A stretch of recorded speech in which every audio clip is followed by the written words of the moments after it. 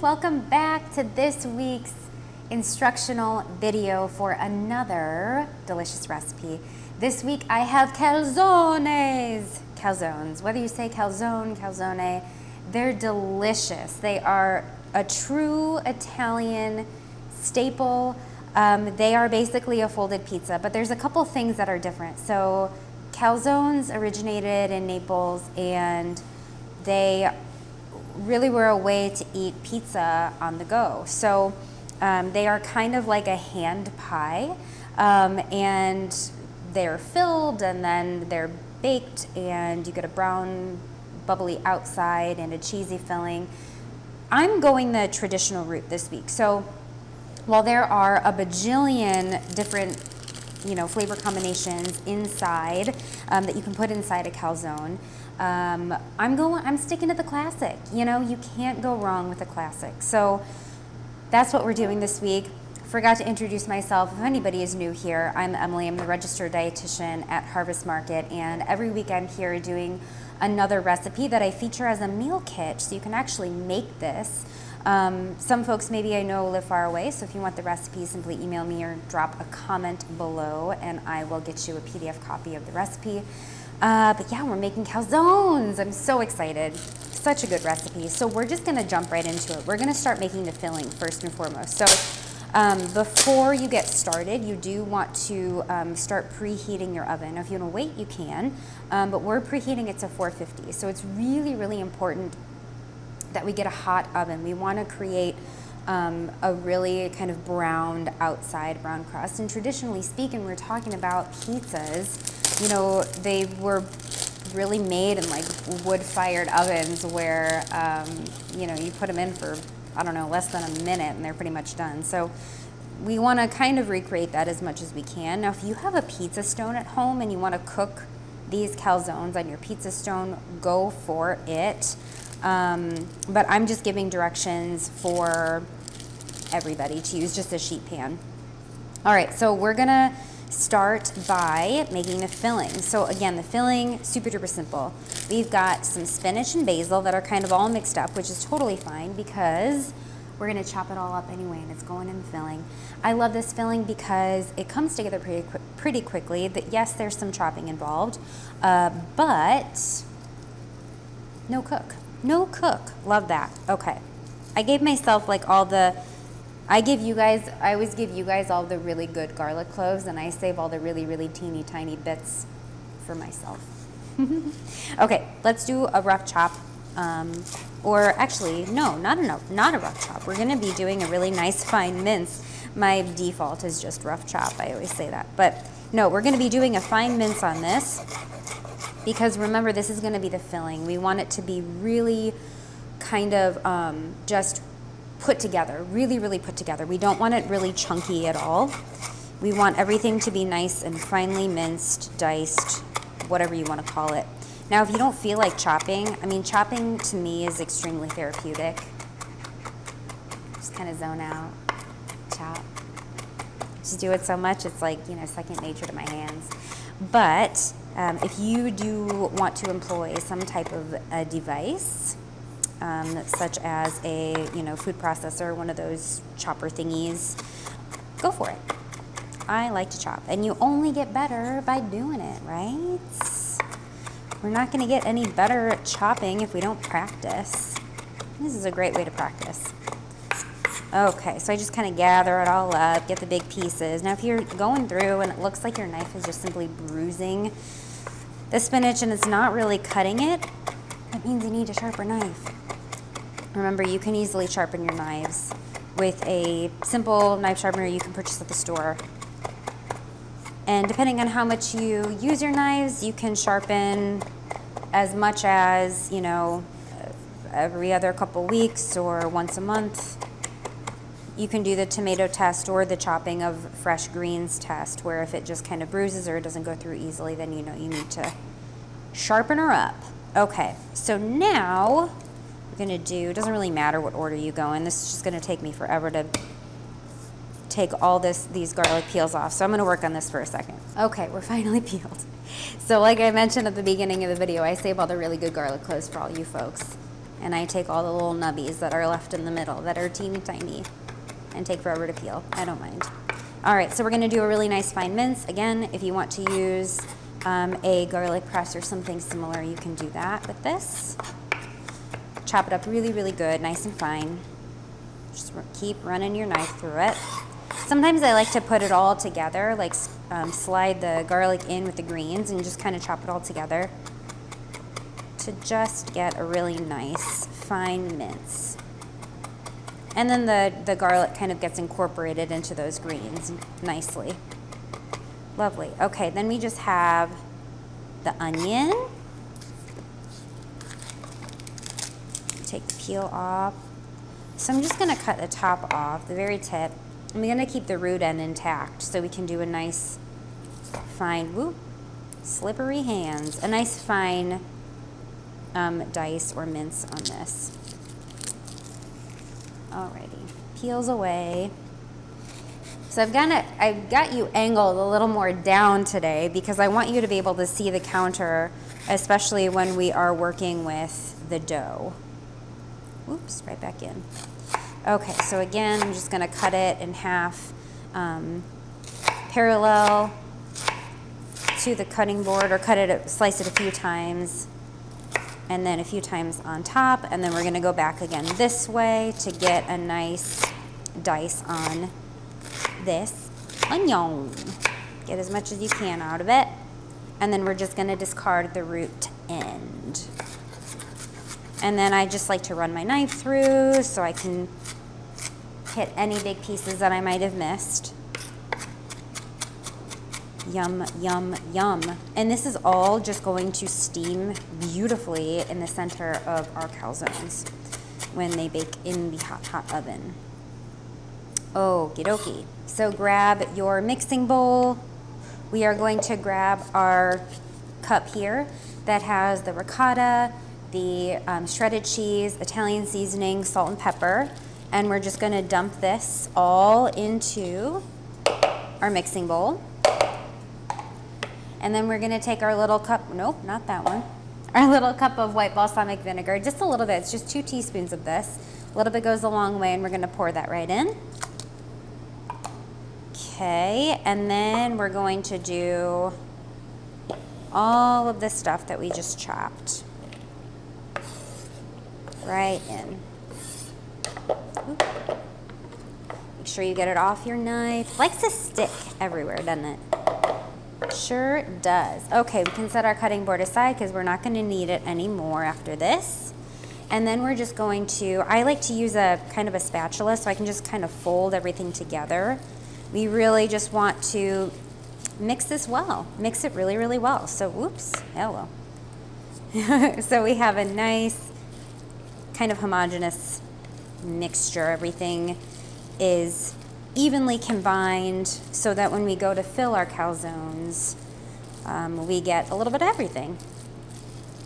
Oh my gosh, it smells so good. I can smell the basil, and really the spinach is for our color and a little bit of extra nutrition, and some greenage in there. I think spinach gives a lovely flavor against the ricotta and the basil. So that's what it's gonna look like. Okay, so it's kind of pasty, it's kind of thick, so it'll kind of stay put where we put it. Okay, so we can go ahead and set this aside.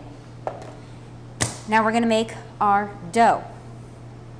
All right, so here is our dough. Sorry about that noise. And we're gonna start rolling. So I have a little bit of flour right here in this dish. I'm just gonna make sure everything is off my counter. I sanitize my counter beforehand, so we should be good to go. I might get a little bit of parsley and stuff in there, some greenery. That's okay. It's gonna be filled with it anyways. So we're gonna just sprinkle our counter with a little bit of flour. You need to provide the flour yourself. And then we're gonna take this, and it might seem like it's, this is a really, really small piece of dough, but we're going to roll it out really well. So we're actually gonna cut this in half for 2 calzones. And just do your best to eyeball it as best you can. And then we're gonna start working with each dough at a time. And I like to first use my hands to start forming a circle. Now, I don't know about you guys, but every time I try to form a circle pizza crust, I somehow form a rectangle and vice versa. So maybe if I try to make a rectangle, it will become a circle. Does that ever happen to you guys? No matter what I do. Luckily, it doesn't really matter. It doesn't have to be perfect at all. So again, I like to just kind of start using my hands to do the initial stretching. And we're just gonna keep going around and around and around. And you can see it's already starting to get bigger, which is good. This is a great dough. Any pre-made pizza dough crust will work for this. You don't have to make your own if you don't want to. Sometimes it's fun. I do have a really simple make your own, but this is great for things like this where you don't want to wait 2 hours to, for a dough to rise. Okay, so that's pretty good start right here. Now for the rolling.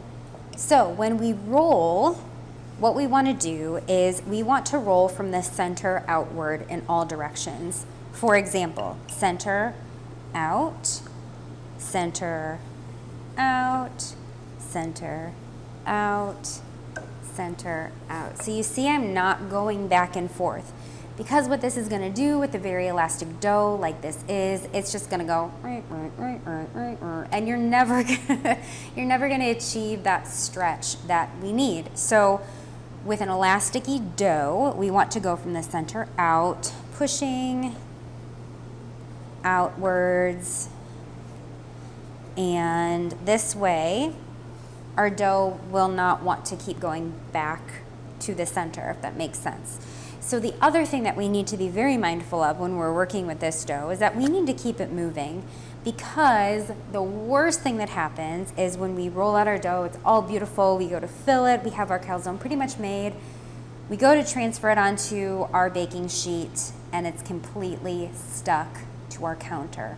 Ugh, the worst. So in order to prevent that, we need to keep it moving on our work surface when we're rolling it, adding a little bit more flour if needed. We don't want to go crazy with the flour because we do want to create a little bit of friction, a little bit of stickage on the counter to allow the dough to keep stretching out as we need it to.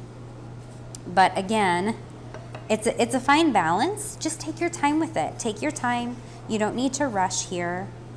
So we're just gonna do the center out in all directions, like so. And we're gonna roll this out pretty thin because it's gonna puff up in the oven. And again, since it's folded over, we're gonna have a top and a bottom. And if it's too thick, then it's not gonna cook through. This is a really soft dough, and so we don't want a super thick crust on this, because the outside will be burnt and the middle will be still raw. So we want a nice thin crust. Beautiful, beautiful. So when it's pretty much, when it's pretty much rolled to its max, when you're rolling it out and it's kind of staying where it should be, okay? So when you still get that kind of elastic pullback, you know that there's some give, and you know that we're able to roll it out a little bit more. So again, the kind of telltale sign is when you're rolling it out and it kind of stays put where it is. And you can tell when it's pretty much to its stretched limit, and when we have it rolled out. So it's going to be about, I would say this is maybe like 7 or 8 inches across, 6 to 8 inches across. I'm so bad at looking at something and telling how much. But you're going to be able to get a nice circle or amoebus shape out of it, whatever the shape is. So that's what we're looking like. Again, it's pretty thin, and that's what we want. You can see that it can move around on my counter space really, really well. And so that is a good sign. You can do one more rollout before you're ready to fill.